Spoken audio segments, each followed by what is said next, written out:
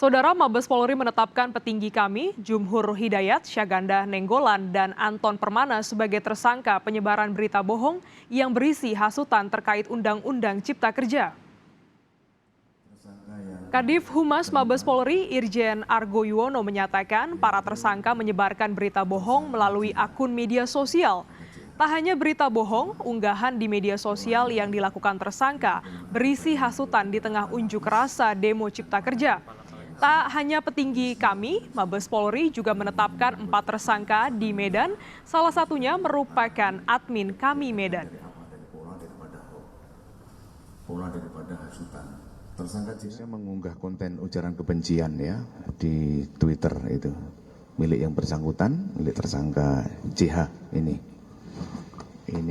dan kemudian tersangka ini menyebarkan motifnya menyebarkan muatan berita bohong tersebut mengandung kebencian berdasarkan sara. Ini ada ya.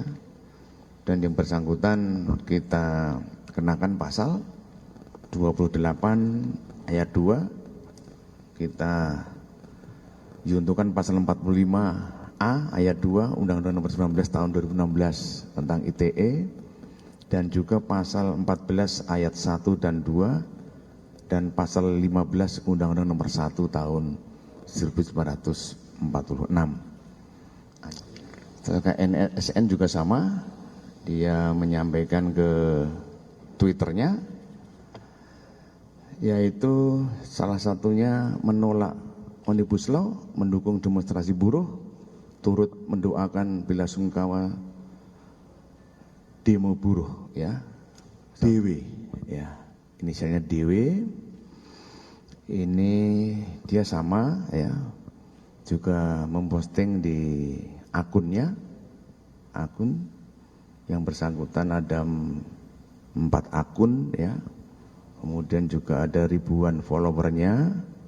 Dia juga menulis di sana ya, itu bahwa bohong kalau urusan Omnibus Law bukan urusan istana, tapi sebuah kesepakatan dan sebagainya. Di sini, di WAG ini, nanti di WAG ada gambarnya itu yang sudah kami jadikan barang bukti yang nanti kita ajukan ke penuntut umum. Ada gambarnya di sana, dan kemudian juga dari pengiriman dari tersangka KA ini ya, itu juga ada tulisannya mengumpulkan saksi untuk melempari DPR dan melempari polisi. Itu ada. Ini batunya lah, ini barang buktinya itu. Kemudian juga ada tulisannya apa? Kalian jangan takut dan jangan mundur ya. Itu, jangan mundur, jangan takut. Ada di WAG ini yang kita jadikan sebagai barang bukti ya di sana. Tulisan itu. Jadi ini yang tadi tersangka pertama yaitu KA ya, yang dia sebagai admin kami Medan.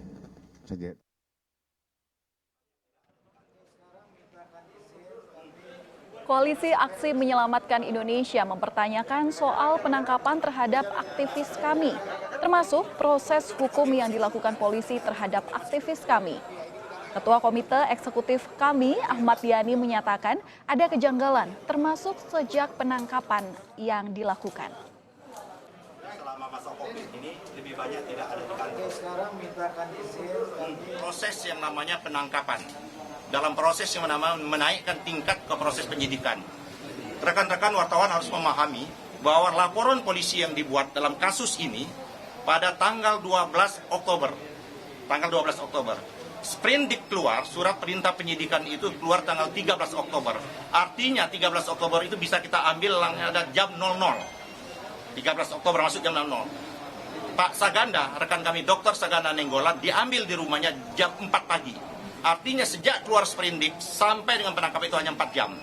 Pertanyaan kami, dari laporan polisi itu, karena ini diduga, kami baru tahu setelah kami mendampingi, diduga adalah dianggap melakukan perbuatan melawan hukum, melanggar undang-undang ITE dan undang-undang hukum pidana, dan itu ada ditunjukkan kami bukti-bukti, ya kan, adalah retweet untuk Pak Saganda itu retweet di akun Twitternya.